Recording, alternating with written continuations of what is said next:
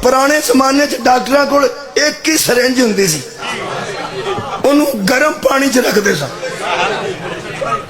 Stove च अग बाल के उत्ते पतीली रख के ते ओदे विच गर्म पानी विच सिरिंज रखते सन, क्योंकि सारे पिंड नूं टीके लाने हुंदे सन ते सिरिंज एक हुंदी, सुई भी ओदे विच ही हुंदी, गर्म पानी विच। मैं एक डॉक्टर नूं पुछया, मैं क्या ये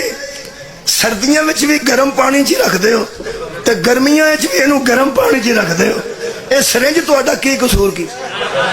हो सका जी मुस्कुरान लग पाया, कहने लगा जनाब मजाक की गल नहीं, दवाइयां पेटेंट जिन्नियां भी होण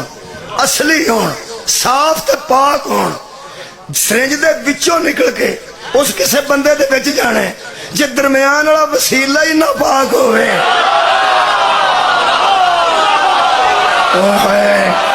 जे सिरिंज दे विच कोई जरासीम होवे, दवाई ते ठीक है,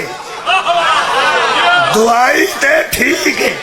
ये दवाई उस सिरिंज च पा दईए जिदे विच अगे जरासीम हो, जिदे विच अगे जरासीम हो, ये पिछों जो जोर देंगे वो जरासीम विच मुंतकिल हो जाएंगे, दवाई विच जरासीम कोई नहीं सन, जिदे जरिए एदा मतलब है दवाई साफ होवे,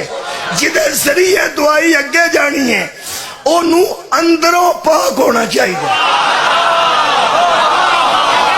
बाहरों नहीं। यार बाहरों नहीं, ओदा जाहिर भी पाक होना चाहिए, ओदा बातन भी पाक होना चाहिए। इधरों देखो तो गल करा, की गल है? नहीं इधर कोई गल है सही ना, बंदे वेंदे इधर की मैनू भी दसो, मैं भी वेखा, मैनू मारूम ना रखो यार, जे कुछ है तो मैनू दसो।